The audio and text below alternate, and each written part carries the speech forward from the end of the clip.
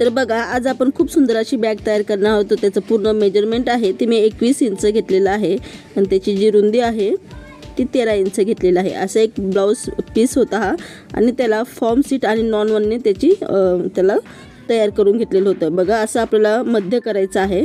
तर असं फोल्ड करून त्याचं मी मध्य काढून घेणार आहे. दोन्हीही साईडने व्यवस्थित असं मध्य काढून घ्यायचं आहे. तर बघा, असं आपल्याला मध्य काढून घेतला की हे जो मध्य आहे त्या मध्यापासून आपल्याला 2.5 इंचचं मार्किंग करायचं आहे. तर हे कशासाठी, हे 2.5 इंचची मार्किंग जे आहे ते आपण हँडल बसवण्यासाठी करणार आहोत. म्हणजे आपले जे बंद आहे ते बसवण्यासाठी. तर माझा चॉकच सापडत नव्हता, बॉक्स कुठे आणला. मी कालच शॉपिंग केली पण बॉक्स कुठे गेला माझ्या लक्षात नाही राहिलं. तर मी हा छोटासा जो तोडका मोडका खडू होता त्याचाच वापर करत आहे. तर बघा, तर असे हे 2.5 इंचच आपल्याला मार्किंग करून घ्यायचे आहे. बघून घ्या, ठळकपणे मी मार्किंग दाखवते. तर बघा, मध्य काढून घेतल्यानंतर 2.5 इंच मार्किंग केली आहे. या ठिकाणी आपल्याला नंतरून हँडल जोडायचे आहे. पण त्याच्या आधी आपण काय करूया, तर बघा, ही जी खालची जी बाजू आहे तिथे आपल्याला 3 इंचची मार्किंग करून घ्यायची आहे. तर बघा, या ठिकाणी धरून घ्यायचं आहे आणि 3 इंचची मार्किंग करून घ्यायची आहे. आणि ही 3 इंचची मार्किंग केल्यानंतर तुम्ही वाटलंच पट्टीच्या साहाय्याने सुद्धा याला मार्क करू शकतात. मी डायरेक्ट कट करणार आहे. बघा, अशा पद्धतीने मी याला कट करून घेत आहे. कट केल्यानंतर या ठिकाणी जे आपलं जे जागा आहे त्या ठिकाणी आपल्याला एक चेन बसवायची आहे. चेन ही मी 13 इंचाची घेतलेली होती आणि चेन बसवताना एक सोपी पद्धत सांगते. बघा, मी हे कापड उलटं ठेवलं आणि चेन सरळ ठेवलेली आहे आणि डायरेक्ट शिलाई मारायची. तर शिलाई मारली की हे बघा असं दिसणार आहे. त्याच्यानंतर आपल्याला फक्त असं पलटी करून घ्यायचं आहे आणि या ठिकाणी टॉप टिच मारायचं आहे.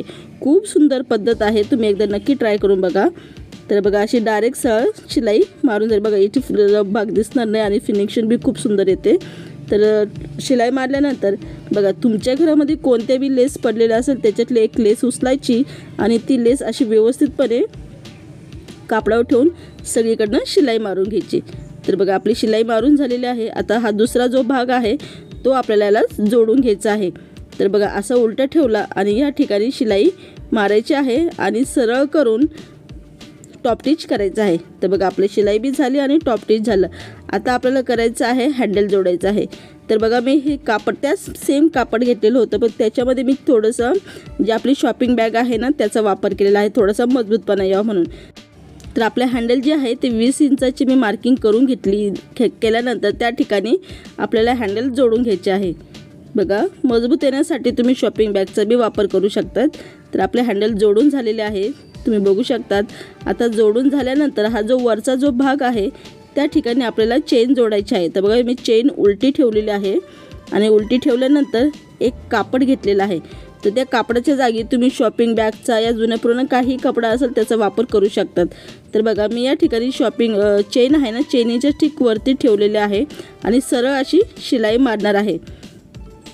तर बघा, इथे सरळ मी शिलाई मारलेली आहे.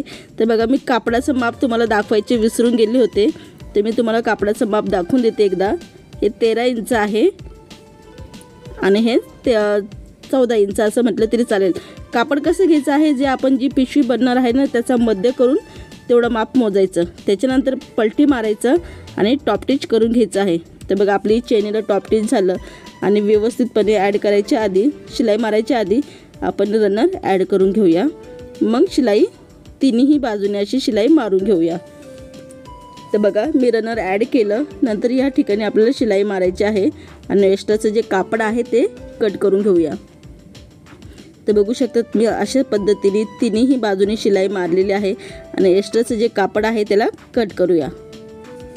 तर आपलं कापड कट झालेलं आहे. मी चेन नाही कट केली बरं का, फक्त कापड कट केलं. त्याच्यानंतर दुसरी जी चेनीचा भाग आहे तो आपण कंप्लीट करून घेऊया.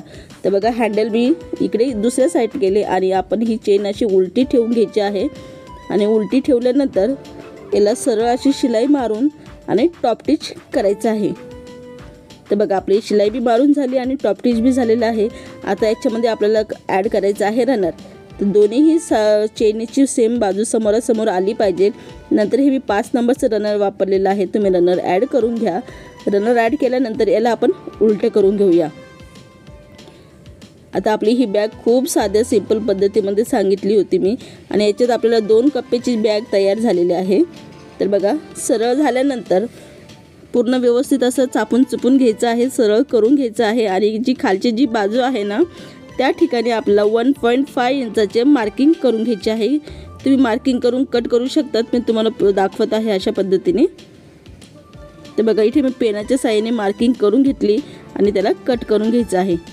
तर बघा, मी कट करून घेतलेला आहे आणि या ठिकाणी जी वरची बाजू आहे तिथे शिलाई मारायची आहे। बघा, हँडलमध्ये आले नाही पाहिजे, डायरेक्ट शिलाई व्यवस्थित मारून घ्या। मी शिलाई बी मारली आणि हातासरचं लगेच पायपिंग बी करून घेतलेली आहे। त्याच पद्धतीमध्ये हे दोन्ही कॉर्नर असे पकडायचे, तर कॉर्नर असे पकडायचे आहे आणि लगेच शिलाई मारायची आहे आणि पायपिंग बी करून घ्यायची आहे। बघा, पायपिंग बी झालेली आहे। तर चला बघूया आपण ही जी बॅग तयार केली होती ब्लाऊज पीसपासून, याचा फायनल लुक बघूया।